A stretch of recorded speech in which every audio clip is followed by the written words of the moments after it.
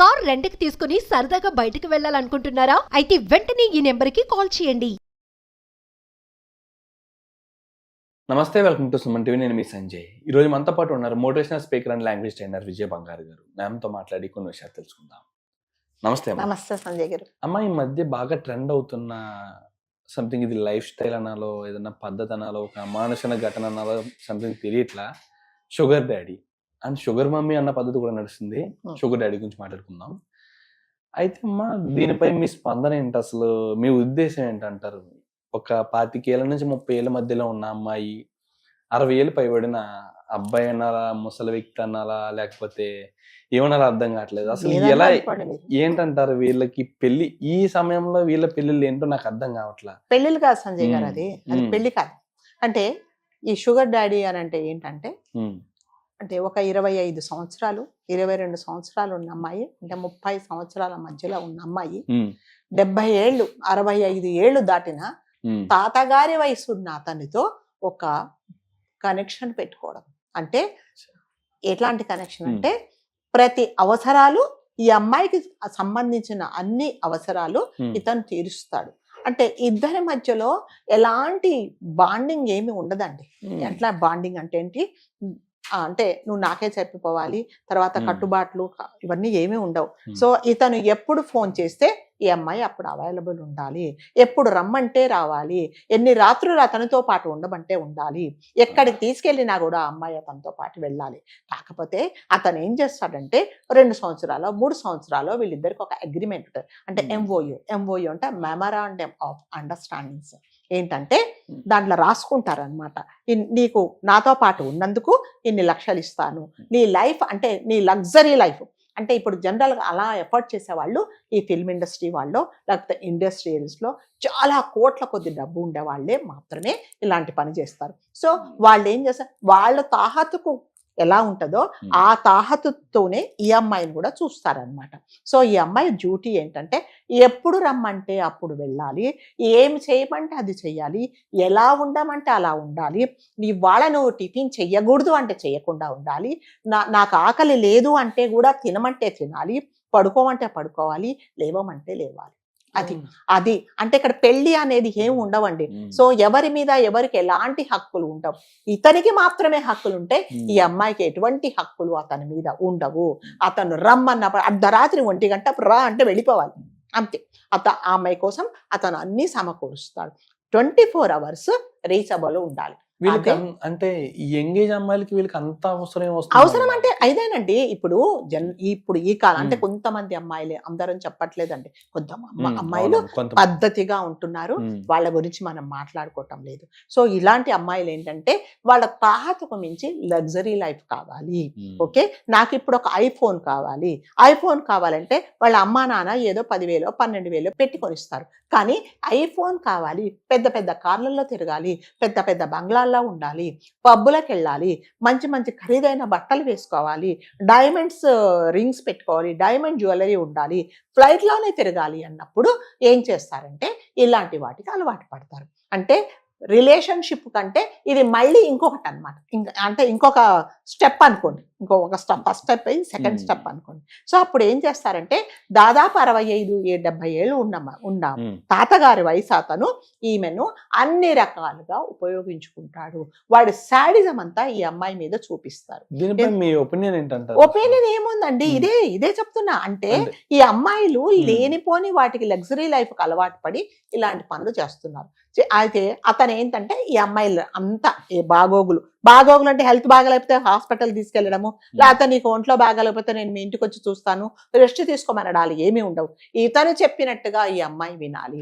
ఎందుకంటే ఇతని దగ్గర డబ్బులు ఉన్నాయి ఇంట్లో. ఇప్పుడు ఇతను 60 ఏళ్ళు 70 ఏళ్ళు అంటే వాళ్ళ ఆవిడకి ఎంతుంటాయి, 55-60 years ఉంటాయి. మరి ఈయన వేషాలు వేసే వేషాలన్నీ ఆమె మోకాళ్ళు నొప్పులు అంటది, లేకపోతే నేను నీతో పాటు తిరగలేనంటది, నాకు ఓపిక లేదంటది, నా మందులు వేసుకొని పడుకుంటానంటది. కానీ వీడికి ఎలా ఉంటది, బయట తిరగాలి, ఎంజాయ్ చేయాలని ఉంటది. అప్పుడు ఏం కావాలా, వీడి దగ్గర డబ్బులు ఉన్నాయి, ఈయన డబ్బులు విసిరేస్తే వచ్చే ఆడపిల్లలు ఉన్నారు, సో అలా ఎంజాయ్ చేస్తాడనమాట, ఎక్కడికైనా తీసుకెళ్తాడు అతను. సో అంటే అతనికి చెప్పాను మళ్ళీ ఇతనికే హక్కులు ఉంటాయి, ఈ అమ్మాయికి ఏమీ హక్కులు ఉండవండి. వాళ్ళు కాకపోతే అంటే నెయిల్ పాలిష్ దగ్గర నుంచి, వాళ్ళ లాండ్రీ దగ్గర నుంచి, వాళ్ళ తిండి దగ్గర నుంచి ప్రతి ఒక్కటి ఇతనే చూస్తాడు, అన్ని చూస్తాడు. ఎందుకంటే అంటే ఈ అమ్మాయి ఇతని మాట వింటుంది కాబట్టి. సో దీన్నే షుగర్ మమ్మీ, మీరు అన్నట్టుగా షుగర్ డాడీ అంటారు. అంటే అతని అవసరాలు, అతని కోరికలు ఇవన్నీ ఈ అమ్మాయితో తీర్చుకుంటాడు అనమాట.